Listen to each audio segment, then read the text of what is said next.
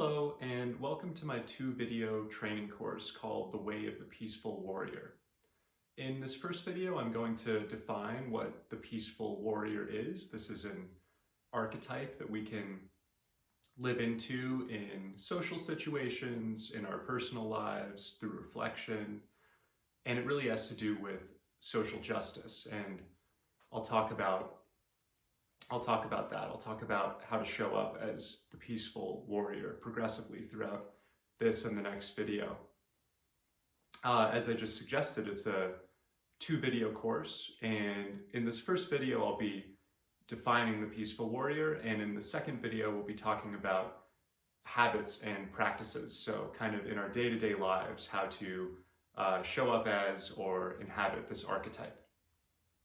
So thank you for joining, and I hope you enjoy the content as we go forward. So what is the peaceful warrior? How would we define the peaceful warrior? Well, the peaceful warrior is one who advocates for social justice, but from a firm grounding in spirituality. And what that means on the practical level is that whereas the traditional warrior seeks to vanquish the enemy, right?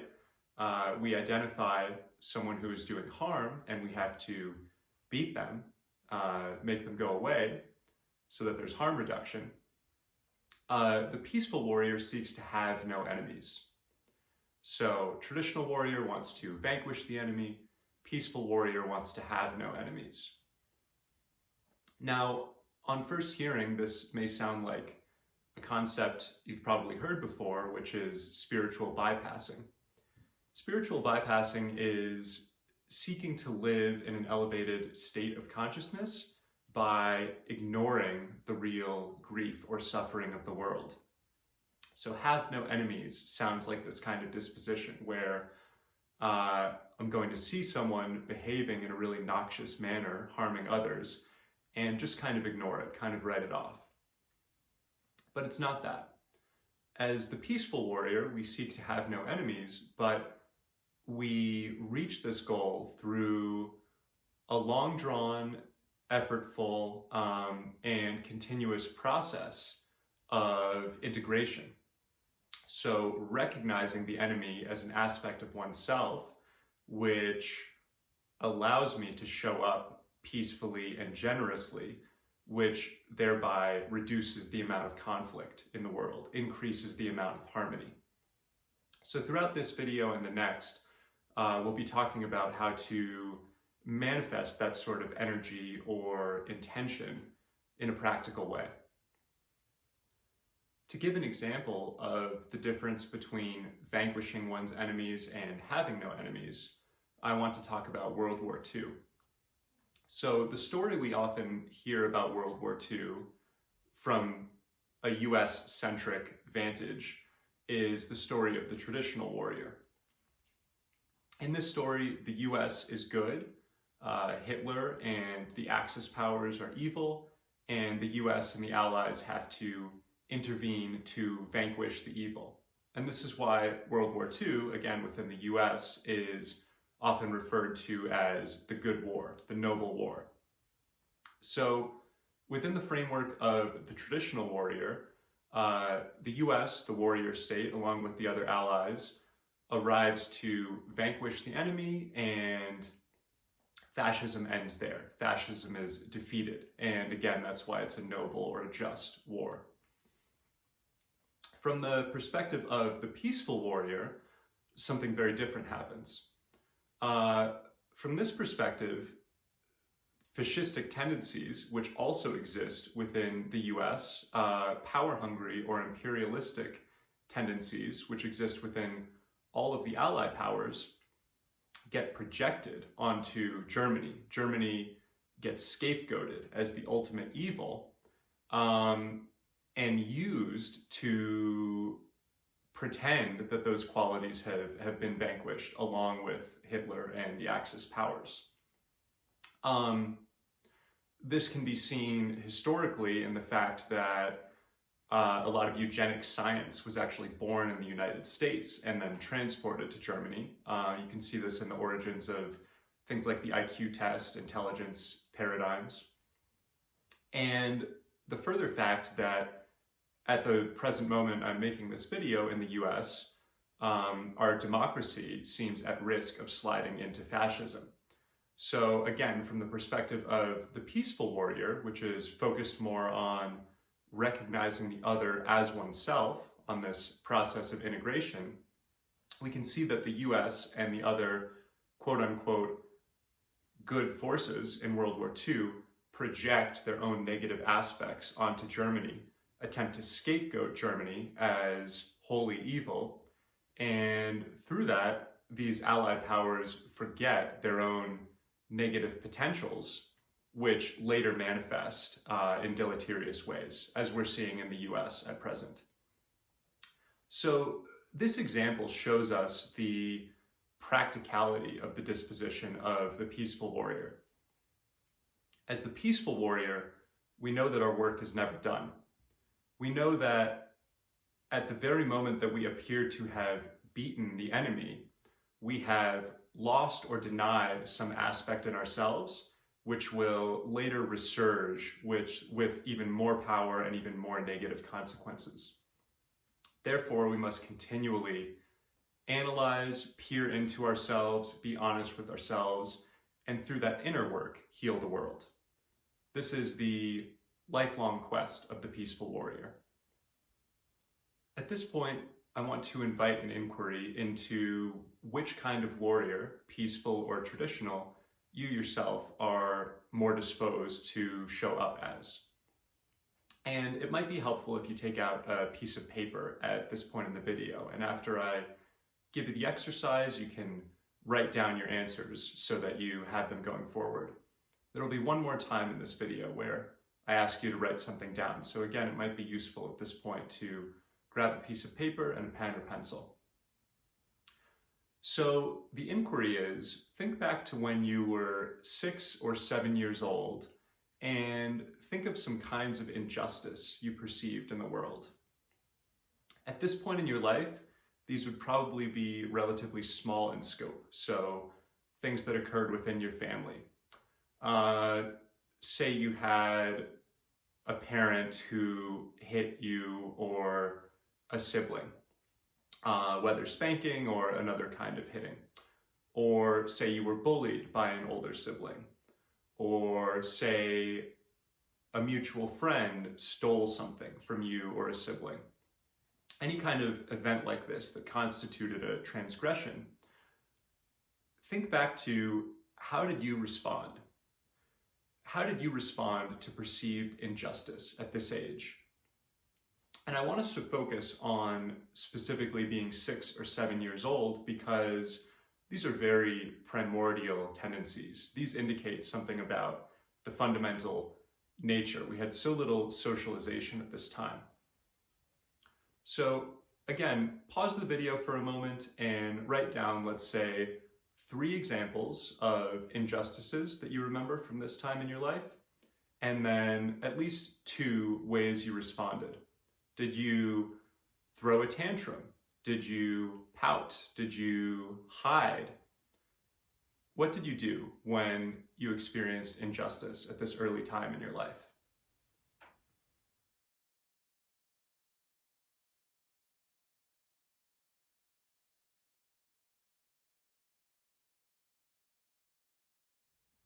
Now, there's a popular framework that most of our responses to these kinds of events fall into one of 2 categories.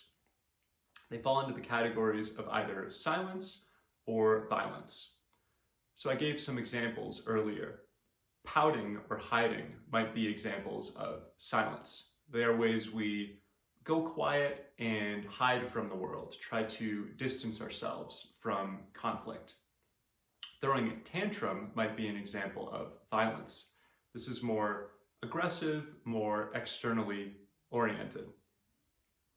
Setting aside the fact that within this framework, what we're ultimately looking for is dialogue, which is neither silence nor violence, I want you to simply look at the ways you responded to transgressions when you were young and categorize them as either silence or violence. Which was more natural for you? Which more greatly indicated your leaning? Did you fall into the response of silence or violence?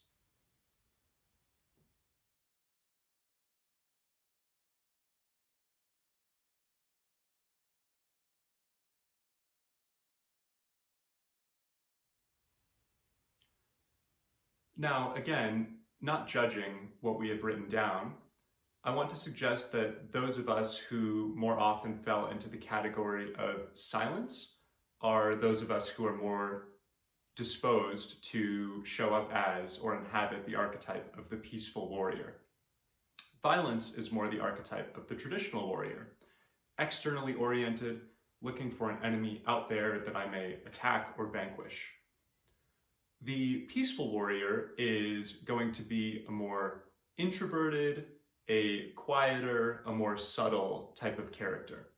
So just a piece of awareness for you as we move forward about how you began to show up when you were very young, and whether you found that your tendencies were more in the silent or the violent category.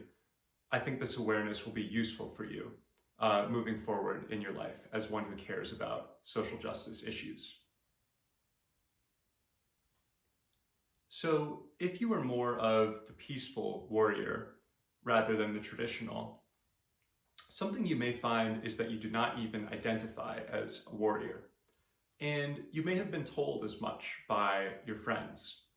For instance, you may have seen posts on social media that say things like, unless you are voting, protesting, organizing, doing these very active, externally oriented, extroverted things, that you are not on the front lines, you are not campaigning for justice. In other words, you are not a part of our struggle.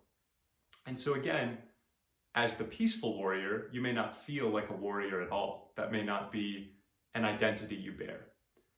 And I want to talk about why that is. In other words, the roots of this judgment that writes off the peaceful warrior as a kind of warrior and holds up only the traditional warrior as one truly engaged in the fight, in the struggle. One reason for this judgment is very practical. Let's go back to the example of Nazi Germany, which I used earlier in the video. And imagine for a moment that the entire rest of the world, the Allied powers, were populated only by peaceful rather than traditional warriors. In other words, that they did not see Germany as this kind of absolutely evil threat that needed to be vanquished. And the question is, if they had carried that disposition of the peaceful warrior, would they have responded at all? Or would Germany and Stalin, the rest of its allies, would they have conquered the world? And would we now live under a global fascistic paradigm? So on a practical level, the traditional warrior may critique the peaceful warrior for never responding to an immediate threat. The traditional warrior may say, and sometimes this is rightly said, there are some threats that are so egregious that it is time to forget our kind of spiritual, self-reflexive journey or disposition and simply rise up, intervene, do something. So the traditional warrior may critique the peaceful warrior for never acting, for being imbalanced in this regard. So the second reason is more subtle, and it has to do with cultural values. We live in a culture, at least in Western culture, that values doing over being, visibility over invisibility, and speech, or we could say noise, over silence. And this goes all the way back to the very beginnings. If you ever study Greek philosophy, you will notice that there is a privileging of the visible world, of the active world. This maps on to gender distinctions, real or false as they may be, with women often being constructed as more silent, more subtle, less active, relegated to the domestic sphere, and with men being constructed as more extroverted, again, more active, more kind of accomplished in this overt, visible way. And the subtle or invisible world is always demoted, marginalized by the visible or the active world or the male world in, again, this traditional gender framework. So we see this with the way in which the traditional warrior regards the peaceful warrior as well. The charge we often hear, if we tend to show up as the peaceful warrior, is that we're not doing anything. We have nothing to show for our activism. Where were you at these protests? Why aren't you physically organizing laborers, and so on and so forth? We are unable to answer these questions in the affirmative because most of our work goes on in the inner or invisible or esoteric realm. So this classic judgment or hierarchy of values, which has existed in Western culture from the very beginning, is something that haunts the peaceful warrior and may prevent us from identifying as a warrior at all. So now that we have talked about the cultural or psychic climate in which the peaceful and traditional warrior exist, the history that kind of undergirds this binary, I want to talk about a couple more factors that may predispose our warrior type. And importantly, before going on, I want to reinforce that neither archetype is right nor wrong, and in fact, both are necessary in the struggle for justice. As I've already alluded to, sometimes it's necessary to intervene before an immediate threat, and always it's necessary to undergo this kind of ongoing inner reflexive work that changes the world in deep and long-lasting ways.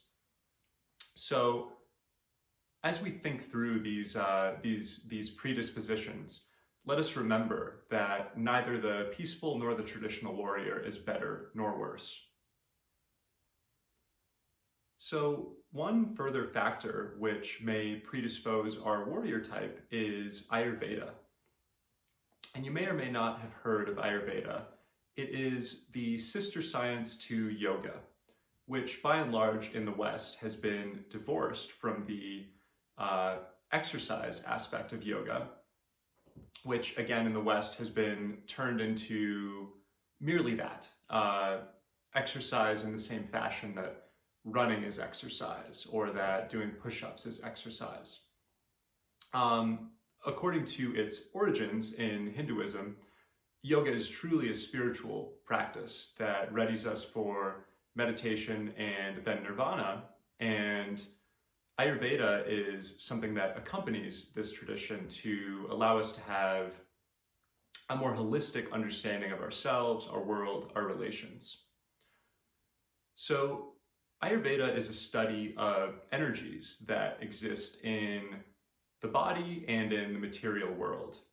We might also think of them as qualities. And among these qualities, or doshas, are three primary ones that all human beings, it is said in Ayurveda, have differing proportions of, differing ratios of. So each of us is made up of a distinct constitution of these energies, qualities, or doshas. And I'm going to talk about these three and ways in which they may predispose us to be the traditional or the peaceful warrior. The first is vata, which is associated with air. A person who is entirely vata in their constitution would be very tall, very thin, could run cold in their temperature and have poor circulation, might struggle with anxiety. Vatas typically have trouble sleeping at night, so there's an associated sleep disorder.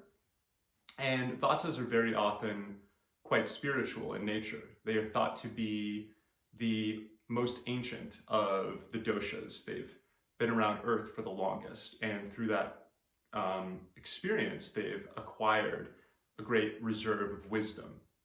They can be very intuitive and connected to the esoteric realms.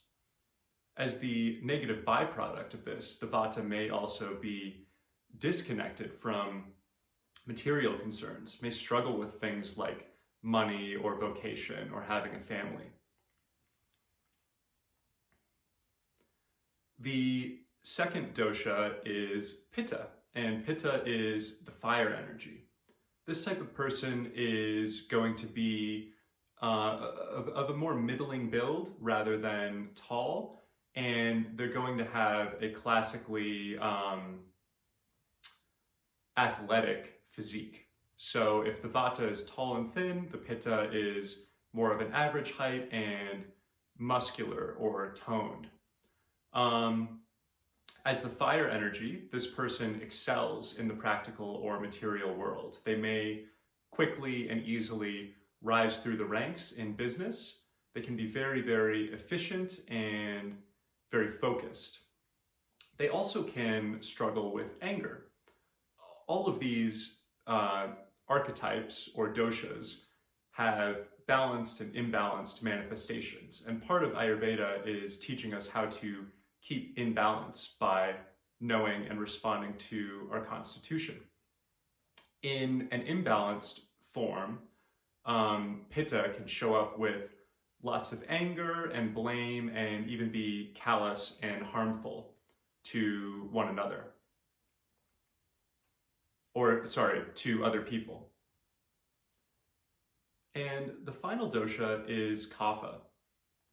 Now, Kapha, in terms of its body, will tend to be shorter and more squat. So unlike the other two types, Kapha has more of a proclivity to gaining weight. In terms of a food, it has more of a creamy texture.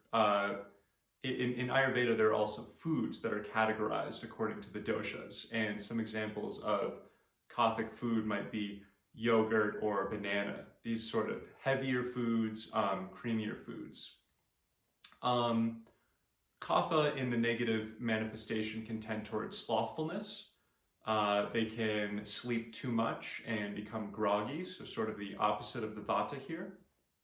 Kapha is very sensuous, very sexual, and a very deep feeler. A Kapha person will sit with emotions for a very long time, feel them very deeply in their body, not even need to articulate them verbally, but just be present in that kind of grounded, embodied way. Kapha is also associated with earth, if Vata is associated with air and Pitta is associated with fire. Kapha is associated with earth and water. Now, in terms of predispositions for warrior types, Pitta is one of the doshas most strongly associated with being a traditional warrior. Pitta is externally oriented.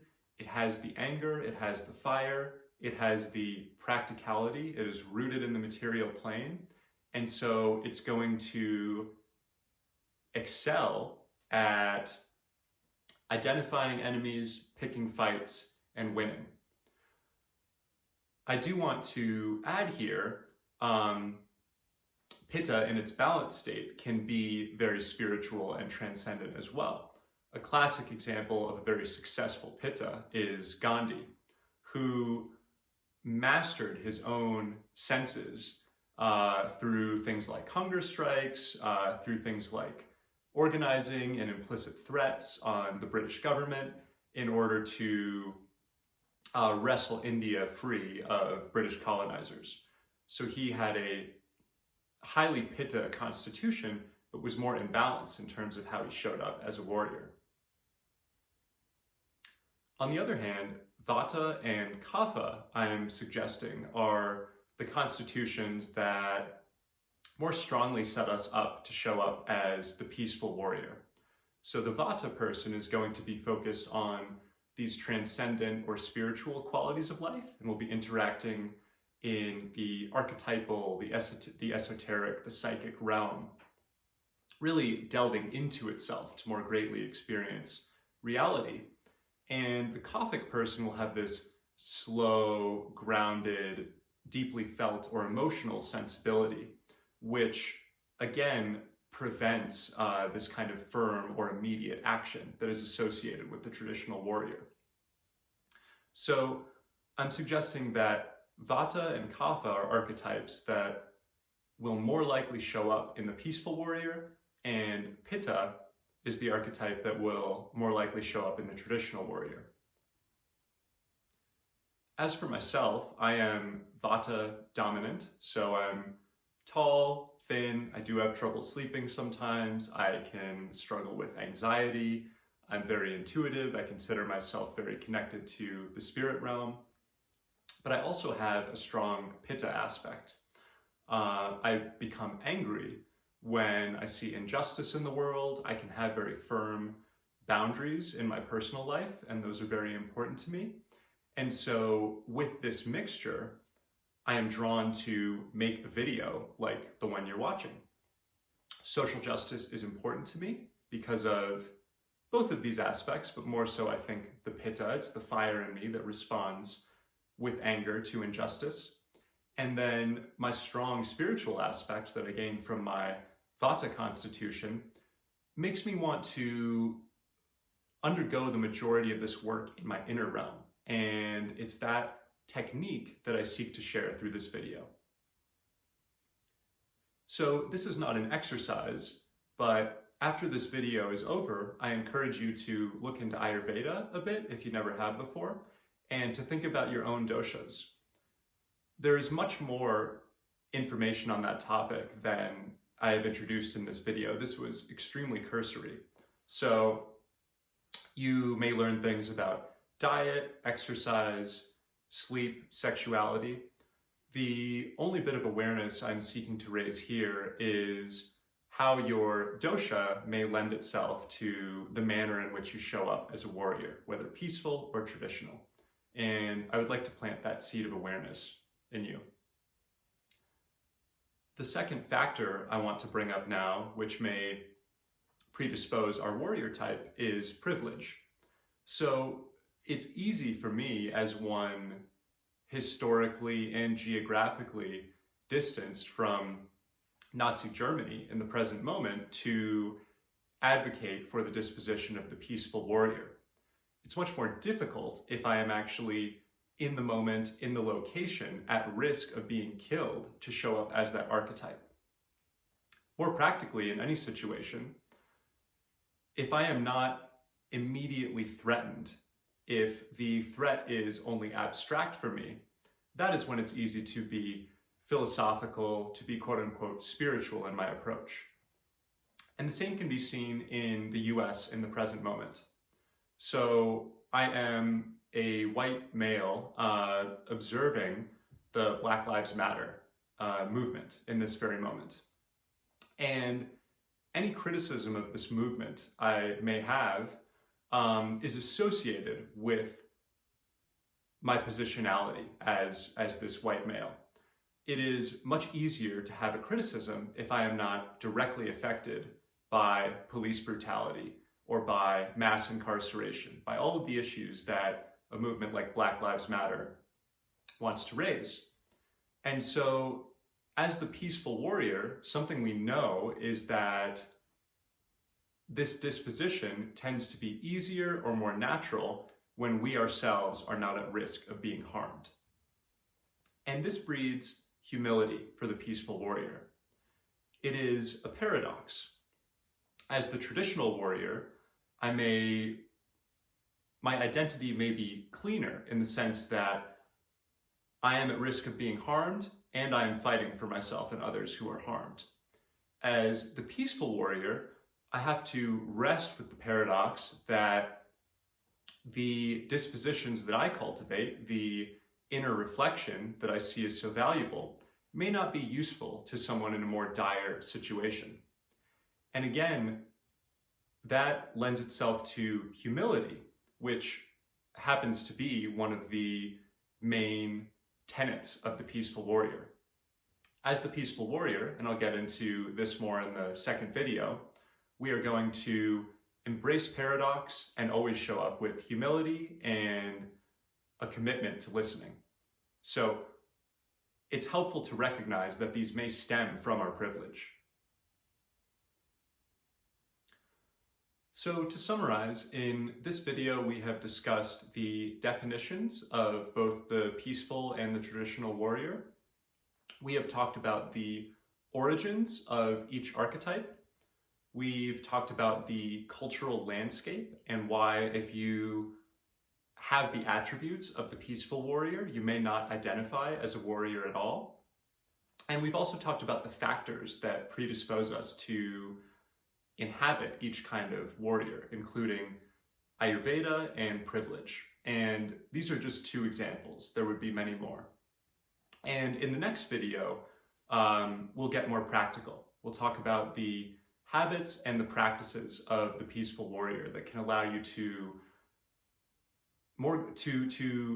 bring social justice into our world through a firm grounding in spirituality in your daily life, as I stated at the beginning of the video, as is the goal of the peaceful warrior. So the next video will be more practical in that sense.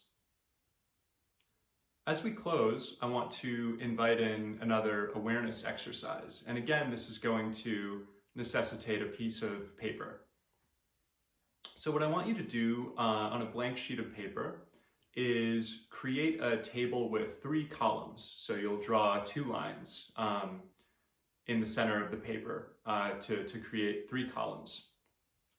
And I want you to start on the left most column and go down the list and take, say, 2 to 3 minutes and write down the qualities, the inner qualities to which you most greatly aspire in your life. So some examples could be courage, integrity, humility, commitment. Anything that, if someone were to say that you held these qualities, you would be proud of that fact. So again, take 2 to 3 minutes and write down this list of qualities in the leftmost column on your paper.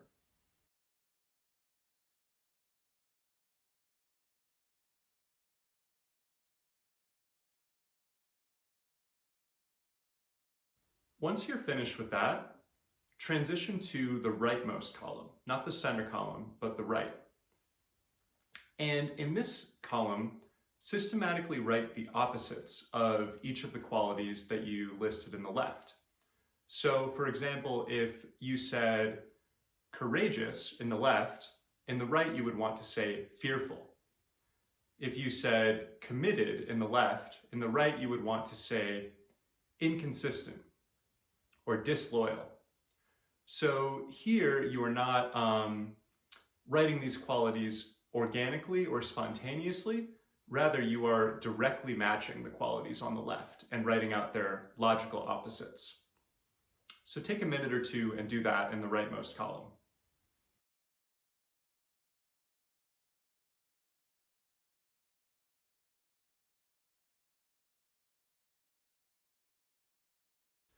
Once you're finished with that, I want you to move to the center column. And what you're going to do in this column, and you can do this kind of spontaneously, is write down the names of figures that inhabit each of the qualities that you've listed in the left and the right columns. So both the positive and the negative.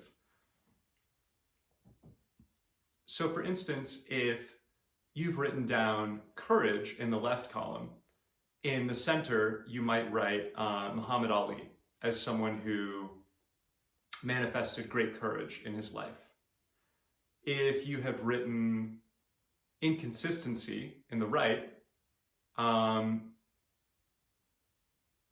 you might write the name Edward Snowden as someone who broke loyalty with the US, and so on and so forth. And I want you to go down and list at least 5 to 10 people, let's say, who inhabit either the positive or the negative characteristics on your list. And they could be famous people, they could be politicians, celebrities, they could be historical figures, living or dead, or they could be people in your personal life. You might write down the names of friends or family members. So take a few minutes and write down at least 5 to 10 names in the center column. And you might use an arrow either to the left or the right to indicate whether these people possess the positive or the negative qualities that you're listing.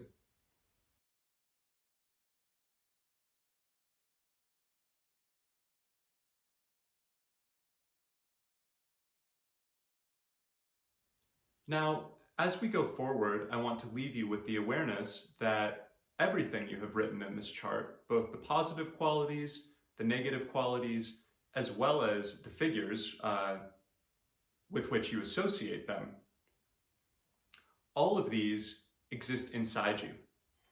This is true in a practical or material way. Quite directly, we have access to nothing but our own experience in life. It's almost a truism to say that.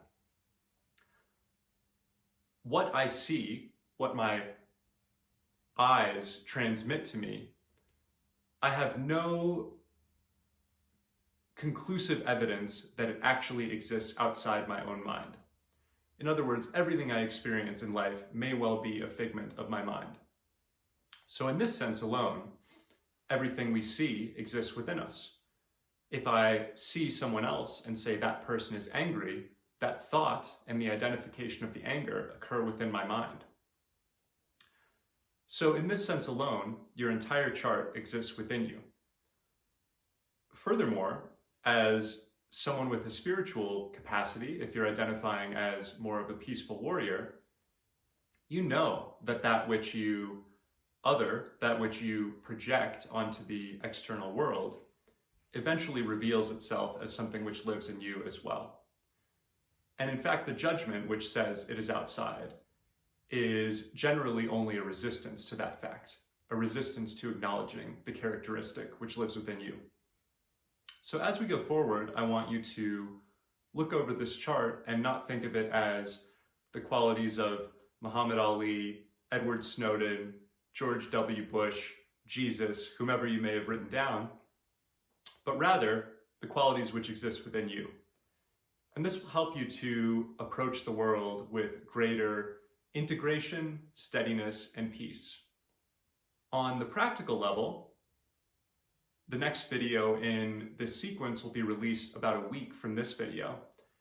But even if at the time you're watching them, both have been released, I encourage you to take at least 7 days between the two videos so that you may further reflect upon the awareness that you've gained from this one, and so that it may integrate into your body and being. I want you to allow some time for your learning to become embodied rather than merely mental. So thank you for watching, and I look forward to seeing you in our next video.